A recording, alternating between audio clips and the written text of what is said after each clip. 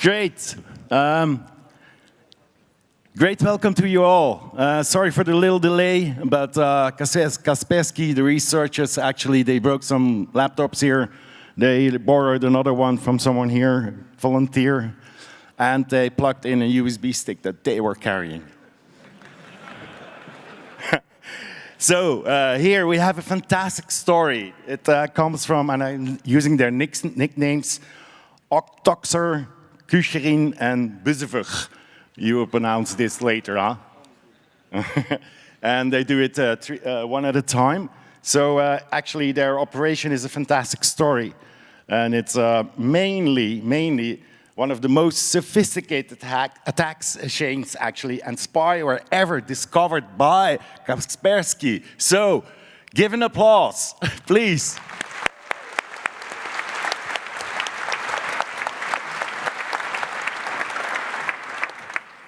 So hello everyone, my name is Boris Larin. Today I'm here with two of my colleagues. They are very young and very bright researchers. They still study in the university, and that's their first time doing presentation for such a large crowd. And today we're going to talk about the attack that was probably one of the most sophisticated that we ever seen. Just imagine that you discovered a zero-click attack on iPhones of your own colleagues, and you managed to capture all the stages of this attack. This is exactly what happened with us. So we call these attacks Operation Triangulation. It were attacks on iOS devices. It were targeted attacks. And they were discovered by Kaspersky at Kaspersky. And today, so we're going to tell you the story of this sophisticated attack. We're going to tell you how we managed to capture all the stages of this attack. And also, we will give you a review of the whole attack chain.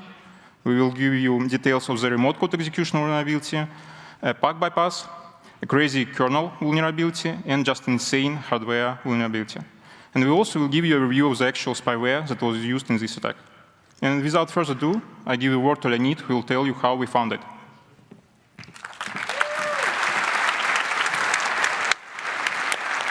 Thank you, Boris.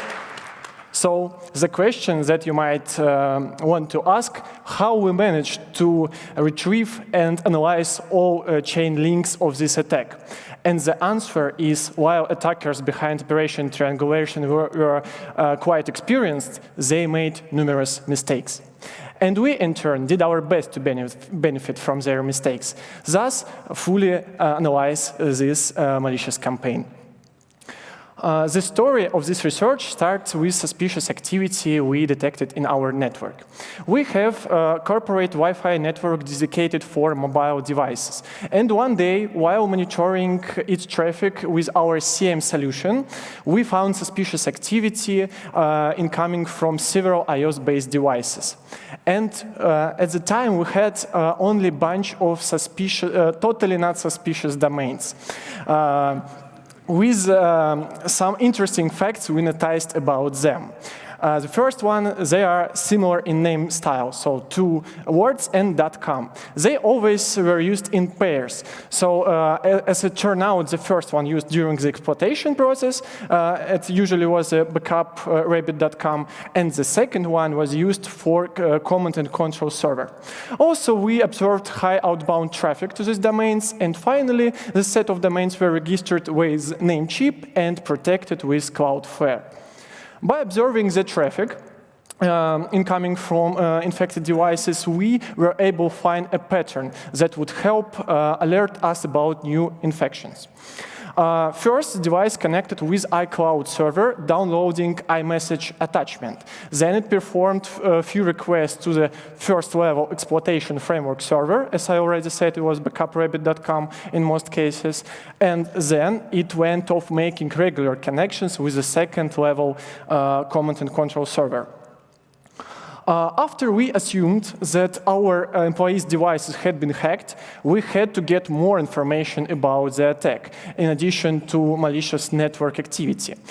To do that, we decided to just running around the office and collect these devices for forensic procedures. And of course, at the time, we couldn't know what functions in this malware implements in this malware. So we had to carefully inform device owners about the infection and then make a backup of this device for further analysis. When we was checking these backups, we identified that while attackers during the exploitation did clean some artifacts and traces, but they failed to remove all of them. And that's as a result, we were able to shed a light on what was happening during infection. In this campaign, the attackers were really cared about stealth. They deleted all attachments with exploits, but the fail was that they forgot to delete the folder where this IMS attachment was stored. And by checking logs created with mobile verification toolkit, we can see SMS attachment folder is modified, but contains no files. Apart from deleting iMessage attachment, they removed a lot of evidence from different databases. For example, SMSDB and others. But again, they forgot about one of the most important databases for iOS forensics, is data usage. This database contains a lot of information about tracking applications and also process network usage. Upon examination of this database, we identified one strange process called backup agent. And it was making network connections at the same time we discovered accessing to suspicious domain in our network. Backup agent is a legitimate binary present in iOS, but it's deprecated since iOS 4. So thus, it shouldn't be making any network connection for this process. And it was the first, our solid indicator of compromise in Operation Triangulation. It is data usage by process backup agent.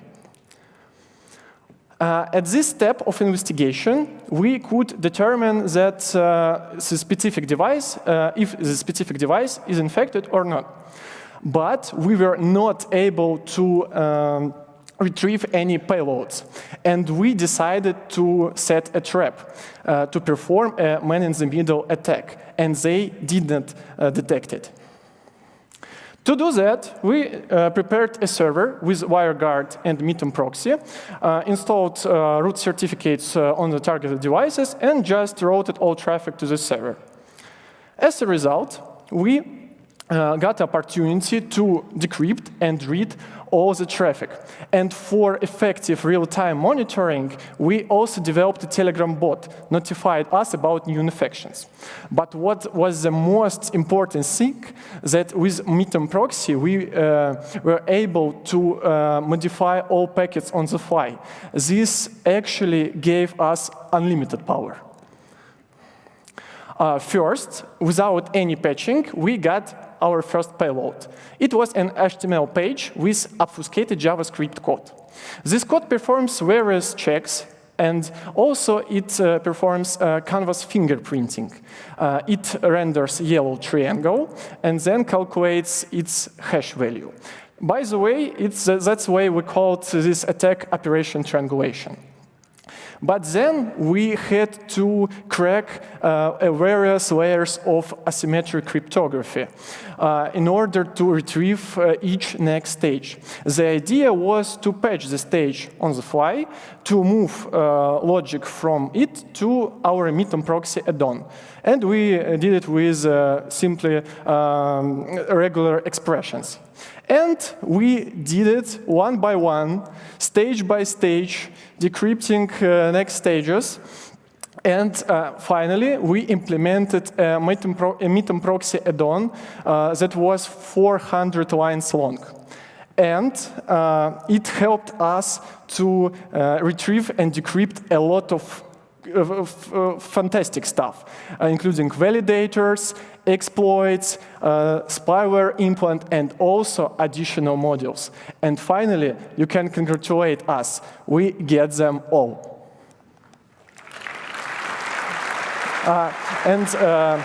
My colleagues, Boris and Georgi, will tell you more about what we exactly managed to get.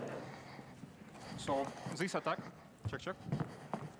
This attack, it started with a malicious attachment. This attachment, it was a PDF file, but the real exploit was inside. It was a TrueType font exploit. So probably most of you heard about TrueType. It's the most common format for fonts in the world. It was developed by Apple in 1991. Apple shared the code to Microsoft. It was included into Windows 3.1. And after that, Windows had a lot of vulnerabilities related to TrueType. So I think it's possible to say thanks to Apple. And this exploit, it was written in a TrueType WebAssembly language. So I read the documentation, started to develop IDA Pro model so I can reverse engineer it with quite comfort. And I also noticed that there were a lot of details missing from the documentation. And I've decided to check the actual code on the IO side that processes these TrueType fonts. And almost instantly, I found something strange. On IO side, there was one undocumented instruction that was not mentioned anywhere. I tried to look different documentations on Apple and Microsoft websites, tried to Google it on GitHub and everything, nothing. And like the only place where I was able to find one mentioning of it was the ancient source code of Windows. And it's the only mention. So it says that it's an Apple-only not supported instruction, and it's a code from the early 90s. So we have one undocumented Apple-only instruction. Can you guess where the RC vulnerability is? So this instruction has such code that does some adjustments in two directions. And you can see that this code, it's almost the same. It's possible to assume that the developer just wrote one block of code and then just copy-pasted it. But so the only difference in these two blocks, but by doing so, the developer made a mistake, because here it should be endpoint -1.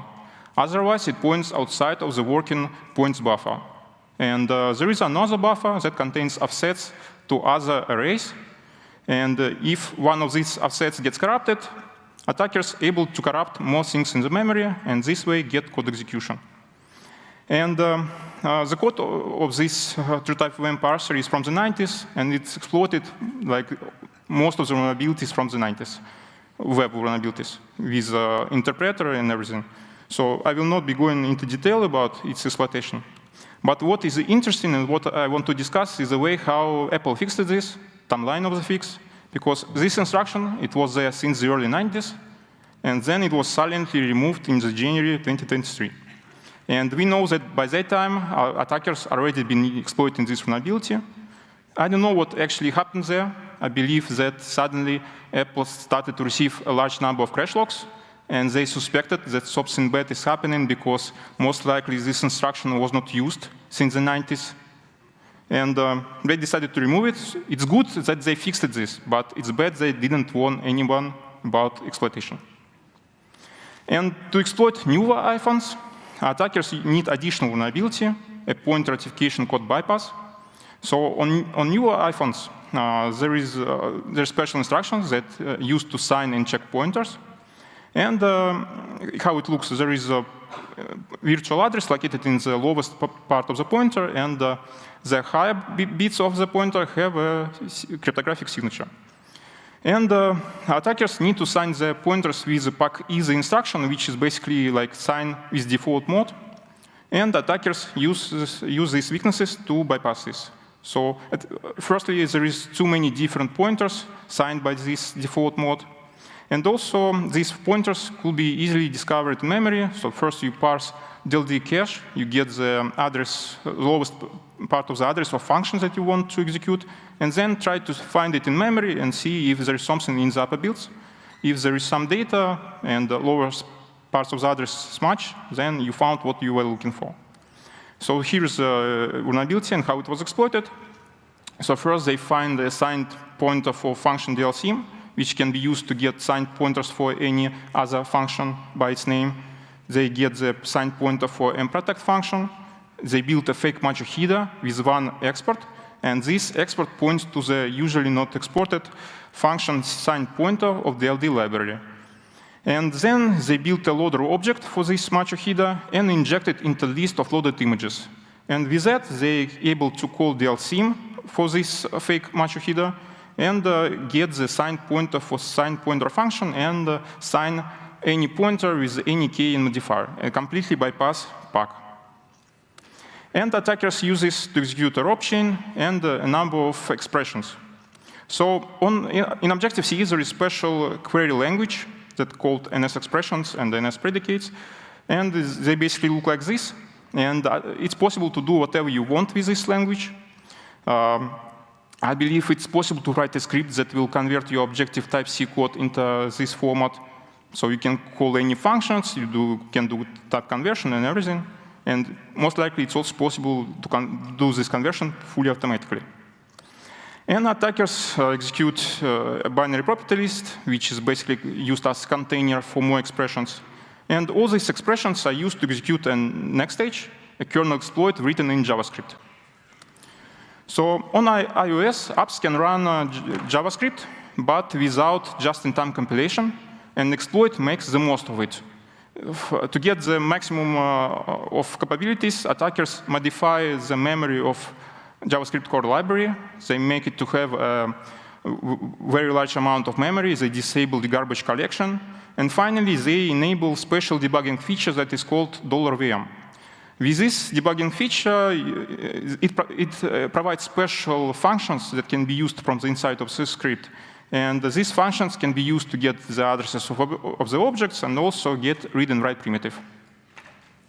And this JavaScript exploit is the most complex exploit that I've ever seen in my life, especially if we are talking about JavaScript exploits.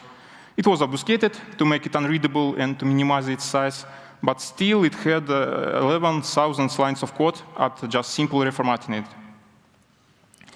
And in this exploit, attackers are able to execute any API functions directly from the JavaScript. It's a technique that's also popular among PlayStation 4, PlayStation Vita exploits, because there is also no just-in-time compilation, exactly like in this case. And to get this capability, attackers build a fake JS callback object and use it together with a chain of gadgets that allows them to execute any functions with any number of arguments. And right now, I want to talk about kernel vulnerability. It's extremely simple and powerful one. It relies on multiple integer flows in the XNUS memory mapping syscalls. And for its exploitation, it doesn't require any memory corruption. So it's extremely easy to exploit. And it's extremely reliable. So we have such syscall. It's called match make memory entry. It's used to create a memory entry without mapping it. So you can provide some specific offset and size, and it creates memory entry for it. So it's a memory mapping syscall, a critical component of the operation system. That's why it's available in many different sandbox processes. And this syscall, it has this check for offset and size. So offset and size here are input parameters, what means that it could be easily bypassed. And it allows attackers to create VM entry of enormous size that is much larger than the size of original object. And it basically covers all the address space that's available here on the device.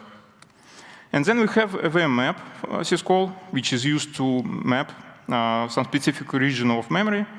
And this syscall had this check, which will be also bypassed for such VM entry with such large size. So this gives attackers the ability to map the memory outside of the parent memory object. And if we combine this vulnerability with special parent memory object, it gives a capability to map all the physical space of the device. So here's the physical memory map of the iPhone. We have some region with memory mapped input-output registers. There is also DRAM, video RAM, volatile storage, and so on. It's just example. And in the RAM, we have a special memory mapped object there. It's called purple graphics mem, which is basically a frame buffer.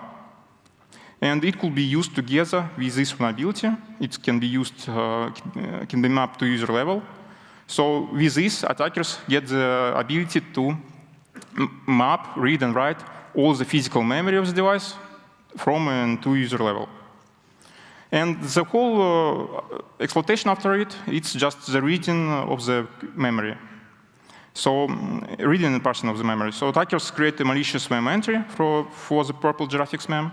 Then they get its base because it may vary between different devices and firmware versions. And they need it so they can translate the real physical addresses to primitive addresses and use it. Then they find something that is called iBoot handoff. It's some special object that is located in the memory after iBoot. And it has a memory map, and attackers get a DRM base from it. They also are able to get the physical addresses of the kernel and its size from special registers. It's possible to do not only for new iPhones, but also for older ones. They find the CPU data structures for each CPU in DRAM, and also find the VM page array. And after that, they spawn a number of threads and get the kernel address of one of them from the CPU active thread field for CPU data structure. And they, after that, able to convert kernel address of the thread to its physical address. And because they have this physical mapping primitive, they're able to manipulate it and get the kernel read via thread get state. And what about kernel write? Attackers, for each iOS version, they use different techniques, but it's also all about parsing the memory. And I think that the first vulnerability was nice. The kernel vulnerability was crazy, but this one is just insane. So you see, in my opinion, the life of an iOS attacker is quite miserable, because you need to have a remote code execution, you need a pack bypass, you need a kernel vulnerability, and on other platforms, on that moment, it will be already game over. You can do whatever you want with the system. But here, you need to fight the final bosses, hardware-based memory protections. So it's either PPL that protects critical regions of the kernel memory. It also prevents attackers from injecting malicious code into user-level processes. KTRR, which protects the executable kernel code, and pack, kernel pack. So, but what if I tell you that attackers actually are able to bypass all these very sophisticated, advanced hardware-based memory protections? And it makes life of attackers very happy.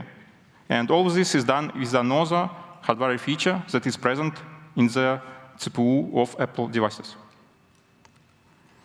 So there exists a hardware feature in newer Apple devices, in the system on chips, and it allows to bypass the hardware-based kernel memory protection, completely bypass it. And for it to work, you just need to write the destination address, write the data, and write the hash of the data to unknown memory-mapped hardware registers that are not used by firmware. So Apple's system on chip, it's not just the CPU, but also a lot of different peripheral devices that are put together into one chip. They're just only a small number of them. And CPU works with them with special memory-mapped hardware registers. So basically, it's registers of these hardware devices that are located at specific addresses in memory. And these addresses, they are stored in special device tree file. Here I provide an example how it looks like in this file. So exploit uses 6 unknown registers that I was not able to find anywhere. I checked different device trees for different devices, for different firmwares, and found nothing. I checked XNU source codes, the kernel images, kernel extensions, iBoot firmware, coprocessor firmware in search for any direct reference to these addresses, and also found nothing. Finally, I was able to find that Apple M1 and Apple M2 chips also have this hardware feature, and it mapped exactly to these addresses. So I tried, and it's there. And I used Mini, a special tool that can be used to trace all the accesses to specific regions of memory. And it also didn't report any usage. So how attackers are able to use some unknown, never before mentioned anywhere hardware registers that just unused by firmware. and what peripheral devices are used for exploitation. So I've got idea to check maybe what other regions of memory mapped registers located close to these unused ones. And quite soon, I found a match. We have a GPU processor, and it has 2 regions of memory mapped registers, and they're located quite close to this that used by attackers. So it looks quite like this. We have 2 known registers of GPU regions for memory mapped registers of GPU processor, and then one region that is used by exploit located between them, and another block also located close to the first known region of GPU processor. So it's quite likely that all this unknown functionality abused by attackers is related to the GPU processor. And I actually was able to prove it after that. So let's take a look on how these registers are used by exploit. So this one, it's kind of different from all the others. You can see that it's located in a separate block.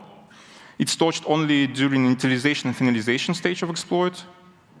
And based on my experience, I knew that it either enables or disables this feature used by exploit, or just used for controlling the interrupts. And I've decided to move with this second theory, and quite soon, I was able to recognize this code. So on the right, you can see the code that works with the core side debug registers of the main CPU. Main CPU has multiple cores, and the addresses for these hardware registers are actually present in the device tree for this. And so what is core side? It's special hardware block that was developed by ARM, and it's also present in Apple processors. It has one special block that is called UTT. In external source codes, Apple says that it's their own proprietary stuff, but it's put into a core side block just for convenience. And this way, I was able to recognize that the code on the left actually works with the core side debug registers for GPU's coprocessor. So this way, I solved like half of the mystery. But up to this day, I still don't know what exactly located in this second block that is used by exploit. So we know this one register is used to hold and run the GPU's coprocessor. What about the others? These 2 are used for enabling and disabling this feature. Then this one is used only for Apple A15, A16 devices, and it's set to 1. And these 2 are the most interesting ones. This one is used for setting the flags and the lower half of the destination address. And this one is used for setting the data and also the hash of the data that is put together with the upper builds of destination address, and also something that looks like a command. And this is how it all looks together. You can see that the data needs to be written in the aligned blocks of 64 bytes. And all this data should be written sequentially to this register, and also you need to write the hash and upper builds of the address also to this address. So what can be done with that? It's possible to patch the page table entries and modify the code, inject malicious code to the user level. It's possible to patch the protected data in PL data segment. So it's basically these 2 first. It's what is protected by PLL data hardware mitigation.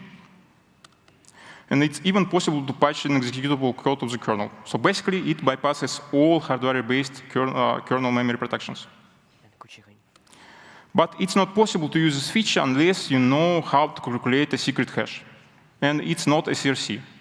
So if I not tell you this hash, you will not be able to verify anything from what I just said to you. So here it is.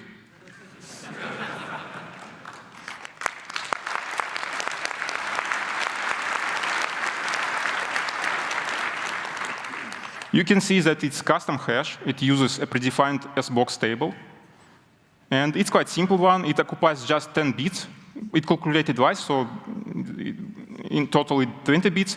But still, if you don't know this algorithm, you will not be able to use this feature. And also, if you don't know how to write in what order, what values to some specific unknown memory addresses, you also will be not able to use this feature. So it's protected, like, base description for how it's protected, it's security to obscurity. Like, As long as no one knows about it, you're safe to have it in your CPU. So currently, we don't know how attackers found out about this feature, what its original purpose, and was it developed by Apple or it's some third-party component like ARM's core site. Maybe Apple didn't even know that such thing exists in their processor. And actually, this vulnerability also is very similar to the one that I've discussed during a previous CCC in 2019. So back then, I gave a presentation about hacking Sony PlayStation Blu-ray drives using memory-mapped DMA registers. So back then, I was able to get a code execution because Sony was using these registers for all accesses for DRAM, and they were doing it in all the firmwares, but then they stopped to do that. And because they just started to access the DRAM directly by their absolute addresses, because DRAM was fully mapped into CPU address space. But I knew how to use this functionality. I saw it in early firmwares. So I just took advantage of it because nobody was also using it by the CPU. And the question, could have something like this happen in this case? To be honest, I don't know. Maybe there was some mistake. Maybe Apple made some XNU source code release and accidentally published something about that, and then they removed all information about it. Maybe something like that happened, but I don't know, and that's where I need the help from other iOS security researchers. So together we can probably solve this mystery. And I was really looking forward to learn how Apple fixed this vulnerability. So I found how they mitigated this. So they have a special table that located in the device tree, and it actually contains the regions of the memory that are prevented from the mapping. And they have such format. You can see there is starting address, the size of this protected region, flags, and also tag name, which explains like what kind of the memories exist there. And all the entries that exist in this table, they're quite descriptive. So you can see what gets protected. PCI, then there is also device address resolution table that could be also used for bypassing these protections, device address filter, system memory management unit, and so on. So to fix this vulnerability, to mitigate it, because it still will be present in these processors forever, because Apple removes it from newer revisions, Apple added 2 new entries, and they look like this. So they tag names, not really descriptive, and it's actually quite different from all the other stuff that is located there. So quite crazy attack chain. And with that, attackers can do whatever they want with the system, like spawn processes, inject malware, patch anything in the memory, and so on. But attackers do something different. So they spawn 2 processes, imagined in Safari. They inject the payloads there. The payload in imagined just wipes the artifacts. And the payload that is injected to Safari does one simple thing. It just makes Safari to go to the provided web link. And that's where comes validator page. It's like what Leo showed you in the beginning, what we found in the first place. It verifies the victim, gets its fingerprint, and if it's the right victim, it provides it another stage, which is a Safari exploit, and it was also a 0-day. After that, it executes a shellcode and another kernel exploit that's completely different from the first one. Only some parts of it are the same, but most of it code different. It also was massive in size. It had a lot of functionality. Some of its functionality was even not used because attackers forgot to strip unused functions. But yeah, it was totally different.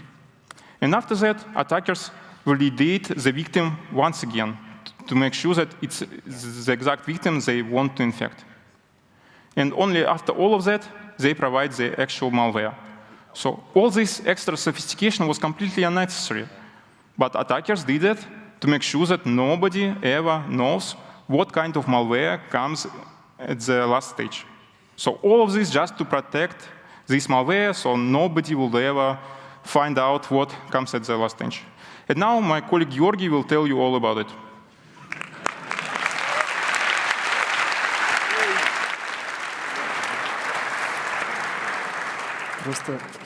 So, the malware which was deployed by this kernel exploit is truly fascinating. And for instance, let's take a look at this validator component right here. If you start reverse engineering it, you will immediately find out that it runs several actions. And curiously, the developers left the names of those actions in the code. And thanks to that, it is very simple to figure out what they do. If you look at this list right here, you will immediately recognize that this validator removes various logs and artifacts, as well as retrieves several information, like a list of network interfaces and installed applications.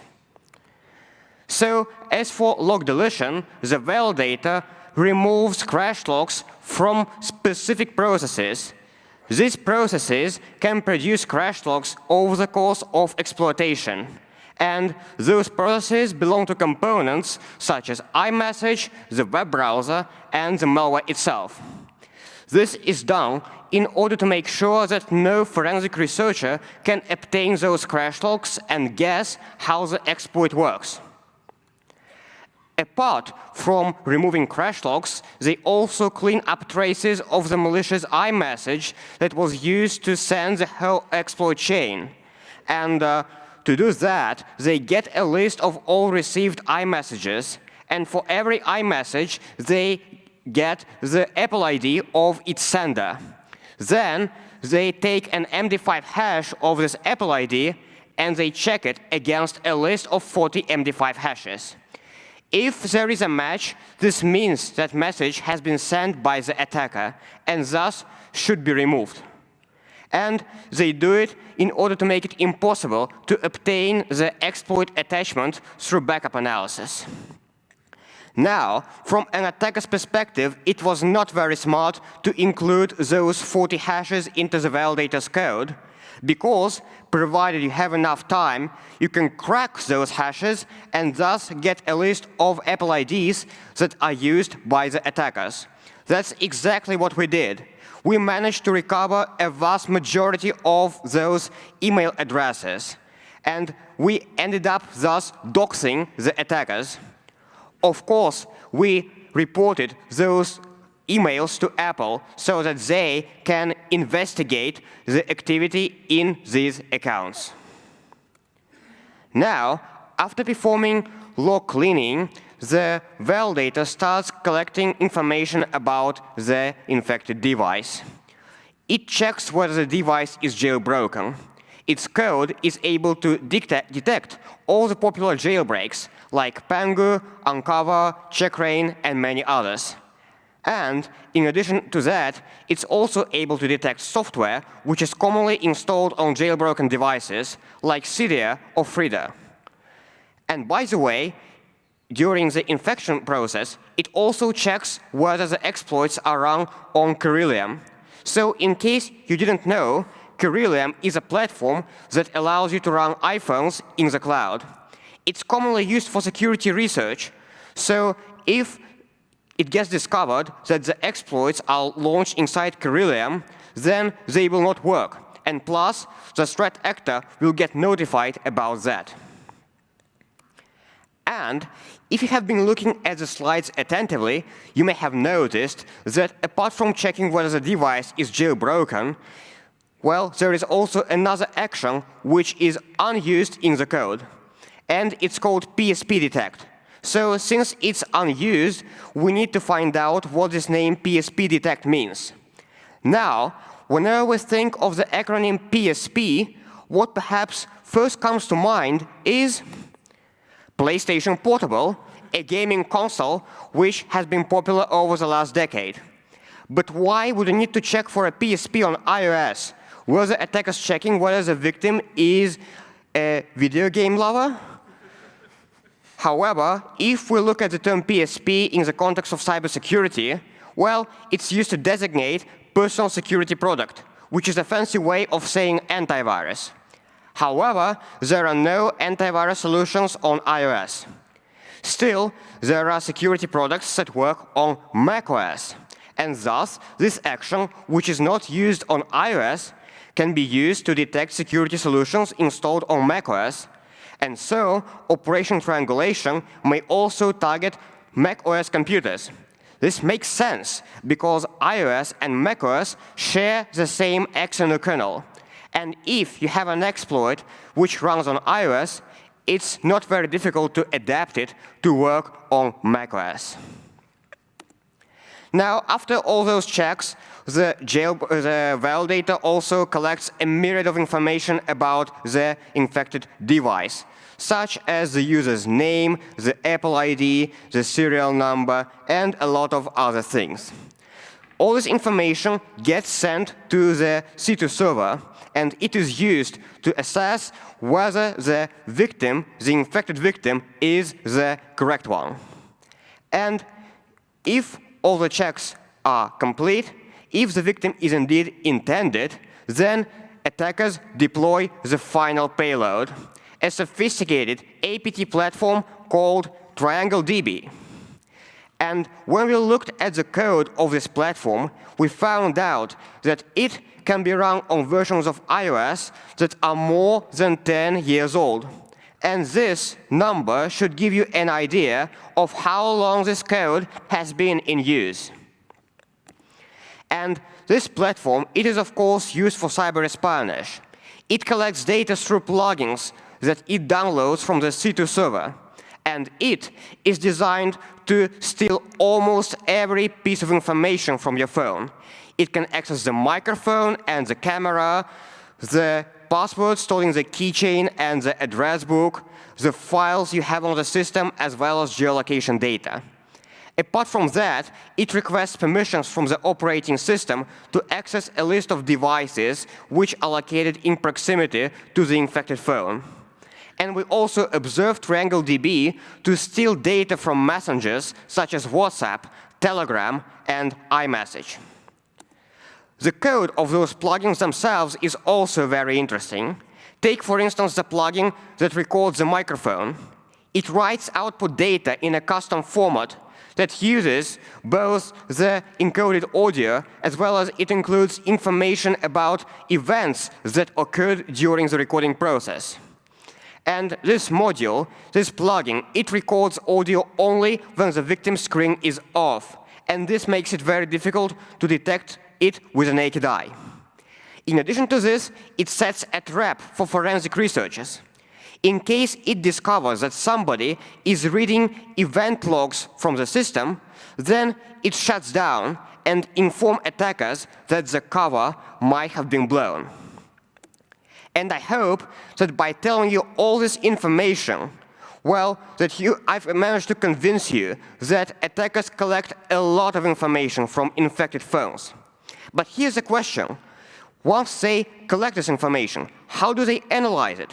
They must be dealing with gigabytes, if not terabytes, of data.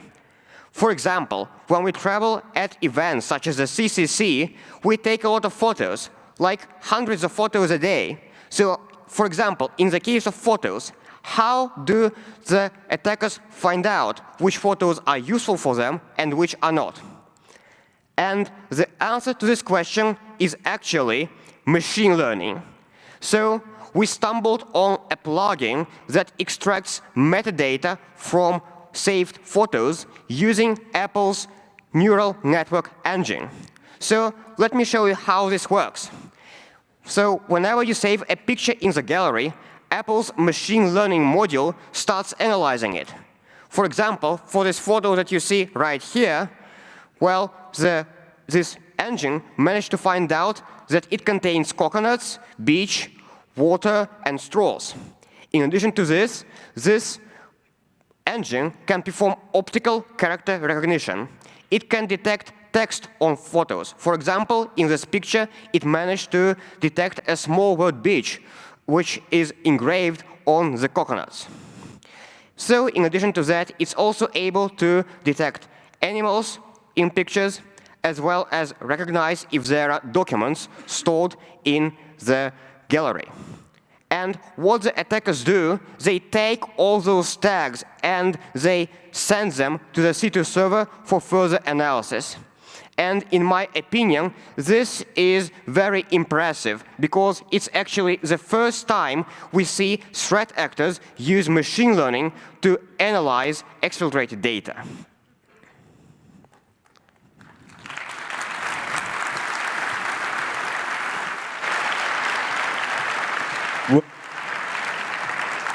So what we have to say for the end?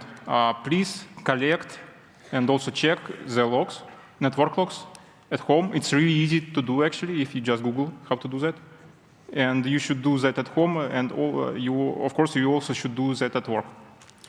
And the security through obscurity doesn't work, because everything secret at the end becomes known. And if you develop such advanced hardware-based memory protections that make exploitation really hard, of course, you should not have the easy ways to completely bypass them. And also, we expect how the adoption grows for the machine learning technologies and AI technologies. When all of our devices will be supporting these technologies, the malware also will take a usage of these technologies. And with that, they will get a really easy way to get all information about you with the help of machine learning. They will just have to ask, what the machine learning on your device knows about you. And of course, we should prepare for that and come up with solutions for that. So thank you, everyone.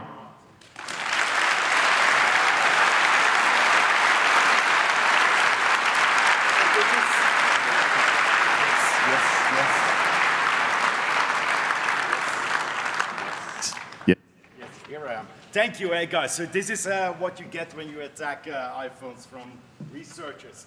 Thank you, Boris, Lauren, Leonid Bezchenko.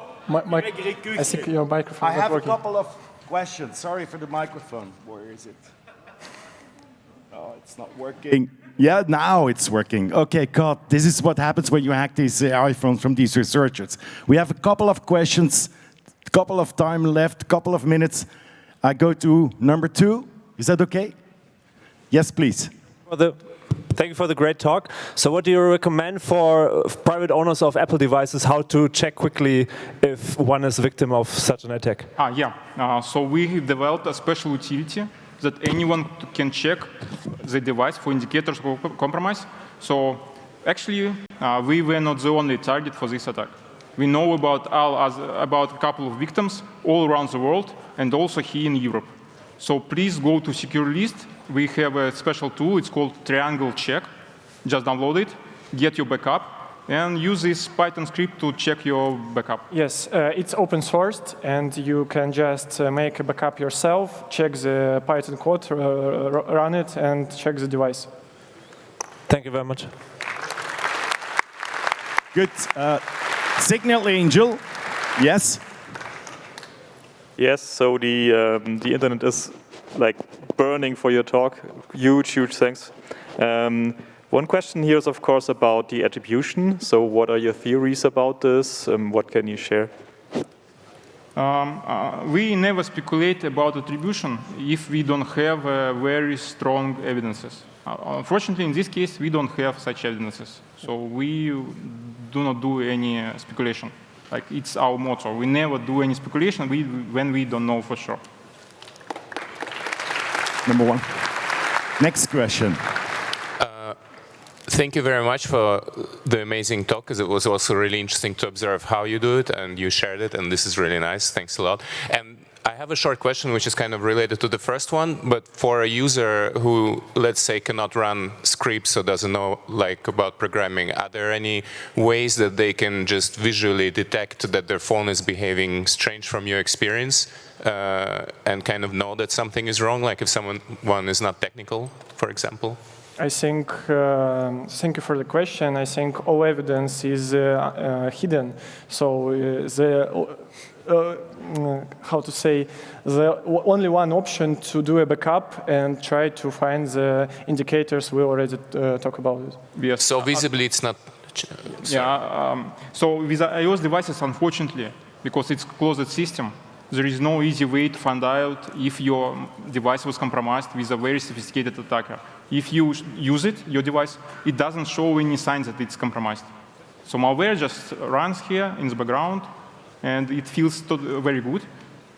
So the only way to find such sophisticated attack is just use either network logs or get backup and try to see maybe something looks suspicious.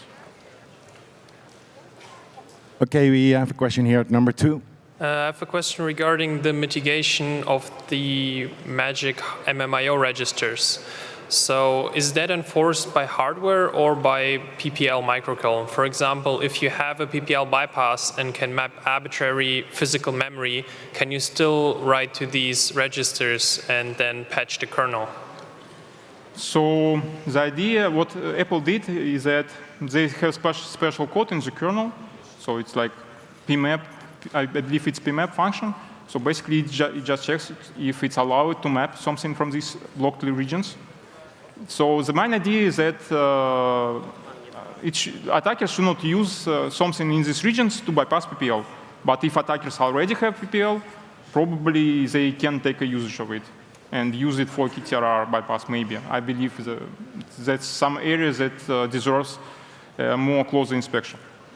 Thank you. Okay, number 1. First of all, very great talk. I wanted to ask if this is still applicable on A17 or not. Like, is it patched? All vulnerabilities that we talked about today were patched in, the latest vulnerability was patched in iOS 16.6. So we waited a half of a year to make sure that all the devices are safe. So half years for everyone to update. So if everyone updated, you are totally safe from all what we talked about today. But if you, for example, want to jailbreak your phone, something, I believe other researchers will be able to use something from this to create jailbreaks. No, I was specifically asking about the MMIO registers, if they are completely gone or not. This mitigation was released in iOS 16.6. It was before iOS 17. Okay. Okay, number 2. Thanks for the presentation. How long did it take you for the entire research from detecting the moment you've seen it to the moment that you've contacted Apple about everything? So how long? I think it was a half a year and more than half a year. Yeah, half a year. Okay, thank you. Number 4 there in the back. Sorry that I missed you. Thank you for the great talk. I have a quick question. Your API showed that there was a possibility to turn on ad tracking again. Did you find any suspicious traffic for ad tracking that the iPhone did? So about ad tracking, we are not sure why they do it. Well, we have some weird theories, like maybe they will deliver some other exploits through this ad tracking stuff. But there are no evidence of it, and we do not know why they would need this information. Why would they need to enable ad tracking? That's a mystery. I actually think that's why they have these 2 chains that actually looks like 2 different things that put together. Is that their system is actually it's mostly focused on infection of victims through web exploits. But they, at some point, needed this zero-click capability. So it was easy to them to just put these 2 systems together, then to spend time on developing or making a little adjustment to it. So I believe that their main focus is to infect the devices through web, maybe with the help of this ad tracking. Thank you. Okay, there is some question from outer world. Yes, Signal. Yes, you hinted at it that you saw kind of the way forwards to Mac exploits here. So have you seen any evidence about this? Well, about Mac exploits, apart from this PSP stuff, there are more signs that it's also available on macOS. In the backdoor, there is a string like populate config with strings macOS only. So there are a lot of strings that hint at the presence of macOS, but we haven't seen an exploit on macOS. Well, but there is a lot of evidence in code which suggests towards it. Yeah, I also will add that in the code of exploits, I also have I saw some things that point to that they have some separate build for macOS exploits. So the same vulnerabilities, all of that, but for macOS. Good. Follow up. how much distance would you need to kind of like bridge between the iOS and the macOS exploit? A theoretical one. If we are talking about Apple Silicon-based Mac devices, basically exploitation is the same, but iPhones are more secure because PPL, this hardware-based memory protection, are not implemented for macOS devices. By design, it's possible to inject malicious code to other processors. We have a little bit more time left. Number 2. First of all, great talk. I wanted to ask how this exploit can be used persistent. So is it maybe possible to install this exploit persistently, so even if you reset your iPhone, restore a backup, it's still persisting? Yes, good question. Yes, because of the iOS system, there is no way to persist on the system, and these exploits also didn't use stuff. So after the rebooting, the attackers need to again infect the device.